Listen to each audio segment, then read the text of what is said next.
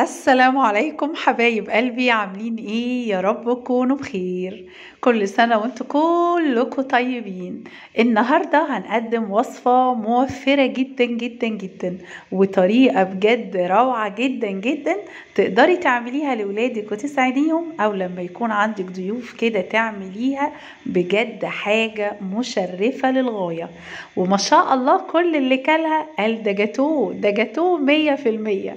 يعني لا قال كيكة ولا حاجة، بطريقة مبهرة، بطريقة جديدة يمكن أول مرة تشوفيها، بس بجد بجد تحفة تحفة وخطيرة.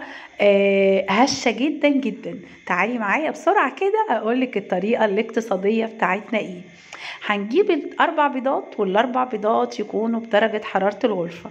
عشان يكون الكيك بتاعك هش لازم تكون كل حاجة دافية، ما يبقاش حاجة باردة خالص. هنمسكهم نضربهم كويس جدا كده. صدقيني الطريقة دي عظمة عظمة. حطي بقى 2 فانيليا وهنبتدي نضربهم تاني. لازم يكون البيض بدرجة حرارة الغرفة. هنحط معلقة من المحسن الكيك الجل، وهنبتدي نضربهم تاني مع كوباية زيت وكوباية سكر. بصي بقى كوباية الزيت صغنطوطة ازاي، يعني فنجان زيت. يعني انا حطيت فنجان، ما تفتكريش انها كوباية كبيرة، كوباية صغيرة بتاعة القهوة.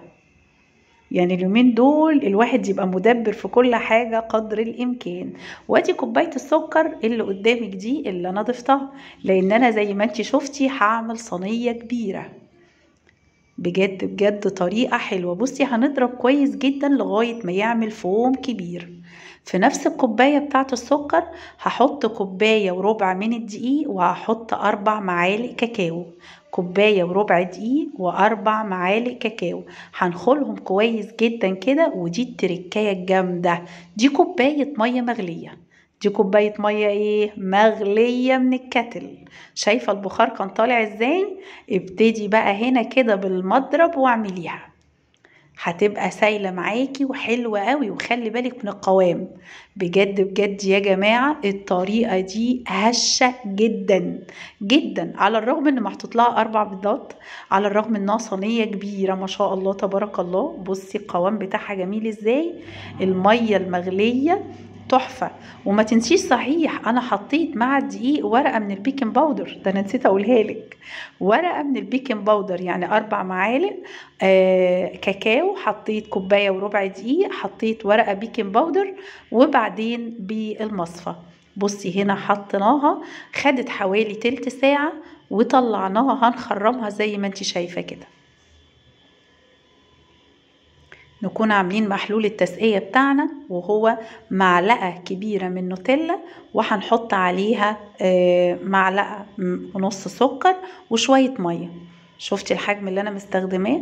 على فكرة ممكن تسقيها لبن محلي، يعني لبن ربع كوباية لبن كده في معلقتين سكر، وتقومي ايه سقيها عادي. بس انا بما اني عاملاها شوكولاتة، فانا حبيت ان انا اعزز الطعم واحط لها معلقة نوتيلا. حطيتها في التلاجة تبرد، وبعد كده جبت الكريم شانتيه ورحت فرداه عليها. عايزه اقولك بجد بجد تحفه تحفه. كريم جانتيه بتاعي هنا كان خارج من التلاجة. ابتدي بقى حطي اي نوع فاكهه انت عايزاه، عايزه كيوي، عايزه تفاح، عايزه فراوله. بما ان احنا في موسم الفراوله فانا حطيت الفراوله. عايزة مانجا، حطي اللي تحطيه. بس اهم حاجة طريقة الكيكة. وما تنسيش كوباية المية المغلية. تحفة خطيرة. يعني بجد بجد هشة جدا جدا. كل اللي ده هفتكرها جاتوه. على فكرة لما قطعتها التقطيعة بتاعتها دي عملت 12 حتة، يعني 12 حتة جاتوه. جبت هنا واحد من الجيلي وحطيته، حطيت عليه كوباية من المية المغلية، وحطيت له 4 معالق سكر. دوبتهم كويس جدا كده، ورحت حطاهم على الايه، على الفراولة. وبعدين دخلتها التلاجة لمدة 3-4 ساعات لغاية ما الضيوف جت، وبعدين قطعتها بالطريقة اللي انت شايفاها دي. بجد بجد طريقة حلوة مبهرة جدا جدا. طبعا القطعة كده كبيرة ودسمة وحاجة بجد بجد مشرفة. حبيبة قلبي بحبك في الله كتير، ما تنسيش لايك وشير وسبسكرايب لمطبخ ايمي البسيوني. بجد وصفة موفرة جدا، 4 بيضات بس عملنا الكيكاية الجامبو دي، حاجة حلوة. اسيبك في حفظ الله واقول لك ايه، السلام عليكم.